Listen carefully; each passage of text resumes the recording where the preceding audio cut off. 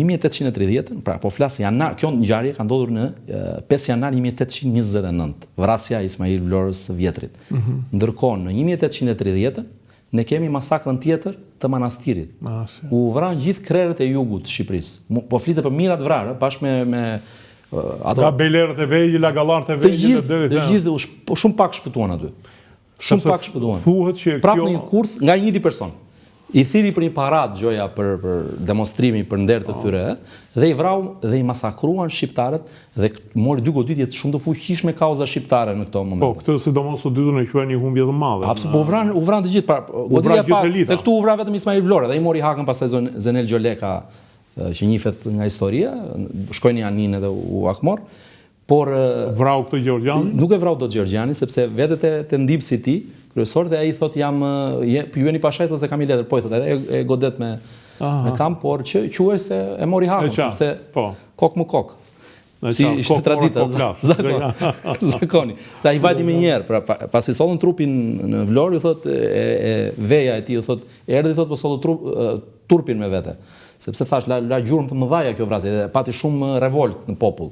Dhe vrasja në mënyrë pa besë kështu më radh. Po prapa ai Gjergjani që kishte edhe një farë urrëtie, po themi, për shqiptarët, ky Reshid Pasha, Mehmed Reshid Pasha, dhe më njëherë, dhe sidomos në 1829, më njëherë pasi vrau këtë dhe u ngrit populli, e Theret Sultani e bëri më njëherë Grand Vezir, u bë kryeministër, pasi organizoi këtë zhdukjen e Ismail Vlorës. Pastaj bëri 1830 në pozitën e vezirit edhe këtë Grand Vezirit, pra po flas kryeministrit të Perandorisë, bëri edhe këtë tjetër në 1830, 2 goditje shumë të rënda për kauzën kombëtare. Kështu që turqit treguan që nuk do ta linin Shqipërinë. Mbaroi revolucioni grek, por Shqipërinë nuk e lëshonin kollaj. Pastaj rikthehemi te Tanzimati, kemi Tjatin e tij. Është Mahmud Vlora, që kemi kryengritjet e mëdha të Tanzimatit, kemi kuvendin e Labrisë, dhe internimin e tij, dhe të Ismailit vogël në atë moment. Se 3 vjet që internojnë gjithë familjen pastaj, pasi shtypet me dhunë dhe Tanzimati, dhe këtë fëmijë 3 vjeç, 4 vjeç shkojnë në Selanik bashkë me tjemën, motrën dhe vëllain.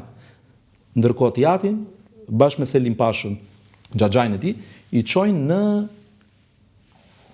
Anadol ose në ato shkretirat e Turqisë për disa vite. Rikthehen përsëri kur? Në vitet kur Grivasi, generali Grivasi, ashtu quajtur i gregu, me trupat e tij, pasi u konsoliduar shteti grek, në vitet 1850-1854, rikthehen me trupat e tyre për të marrë Janinën, sepse ishin fuqizuar, disitë mund ta përballonin edhe një përballje tjetër me turqit, pas konsolidimit të shtetit. Dhe në këtë moment ka dhe një zhvillim tjetër, që turqit fillon një politik tjetër, paqëtimi me shqiptarët në këtë periudhë. Dhe në Shqipërinë e epërme, dhe në Shqipërinë e poshtme, vjen 2 guvernatorë që kishin lidhje familjare dhe me Vloret, po ishin dhe nipër të Ali Pashës. Pra djemt e djalit të tij, niprit e Ali Pashës të Pelenës. Pra fillon një politik paqëtuese Turqia, dhe njëkohësisht rikthehen, marrin pozitat që kishin pasur i ati tij. Rikthehet në Vlorë, merr pozitat dhe lufton, i sprapsin trupat e generalit Grivas në Janin. Por ndodh një gjë tjetër. Sepse ne ishim midis 2 zjarreve, domethënë ne kërkonim pavarësinë, donim të bënim aleancë me grekët. Jati Ismail Qemalit ka dhe një dokument, flitet për një dokument që e Qeren Vlora bile se përmend në kujtimet e tij, thotë që është në parlamentin helen, ku flitet për një mbretëri duale greko-shqiptare, që të ishin të përbashkëta, siç ishin perandoritë, po themi, ka pas modele, kemi Austro-Hungaria këto. Po disa gjëra të përbashkëta dhe disa veç e veç, por të ishte një mbretëri për shkak të traditave, të ngjashmërive, të ishte një mbretëri duale. E përkrajin një pjesë, sepse ishin arvanitas, siç thamë, ishin faktorë i rëndësishëm, e përkrajin një pjesë e tyre dhe kryeministri i kohës, por nuk e përkrajin një pjesë tjetër dhe nuk dështon ajo. Por gjithsesi ishte edhe ky dualiteti dhe në politikën e Greqisë, pra kishte një rrymë pro-shqiptare dhe aty, pra pro-ndihmesës ndaj kauzës tonë. Por nga ana tjetër, jati i tij lufton kundra grekëve, i spraps dhe turqit nuk i paguajnë trupat e tij. Dhe detyrohet ai për të ruajtur cipën nderin, të shesi disa nga çiftliqet, jo të shesi, por shumicën e tyre, dhe t'i paguajë nga xhepi për të ruajtur nderin, fjalën e dhënë nga njerëzve që e kishin ndjekur pas, shet pronat e tij dhe u jep pjesën që u takonte luftëtarëve. Dhe një nga arsyet që Ismaili pastaj nuk kishte një pasuri të madhe, po ta krahasojmë është një, se nuk po them se është vetëm kjo, sepse po të ishte i dhënë pas pushtetit, pas pasurisë, mund të kishte bërë pasurisë se ka pasur shumë pozita të larta në perandori. Siç kishin e kushurinë e tij, që i shtuan pasuritë gjatë periudhës që me ofiqet që kishin. Ndërkohë që ai nuk e kishte edhe këtë synim, por një pikë tjetër ishte kjo, që ai trashëgoi patjetër pasurinë nga Jati, por Jati për nder bëri edhe këtë gjë. Dhe nuk e paguan me letra me vlerë turqit, po s'mund të gënjente njerëzit me letra me vlerë. Kështu flitet, pra, në këtë formë i gënjyen ose donin ta dobësonin faktikisht. Ishte një taktik për ta dobësuar, për t'i ulur çik. Pra pas asaj fitores që tha me ato taktikat e tyre për çfarë, po, pikërisht, edhe ai ama e ruajti nderin. Dhe pastaj vim dhe ka vdekur i ri. Shumë i ri, 50 e ca vjeç i Jati Ismail Qemalit. Mahmud Bej Vlora, po shumë njeri i kulturuar dhe ai. Dhe ai ka lënë gjurmë shumë më dhatë e Jati. Dhe këto kujtimet, po themi, të revoltave të Tanzimatit të Shqipërisë jugut, se ishin kryesisht kryengritje që u zhvilluan në jug këto. Në jug, kryengritje të Tanzimatit në jug. Në jug. Por dhe kujtim, dhe vrasja e gjyshit, dhe kjo mbrojtja me këtë kulturën evropiane, rritja, një pjesë, pastaj vajti të shkolloj ndonjë pak disa vite në Selanik, që ishte një qytet multikulturor.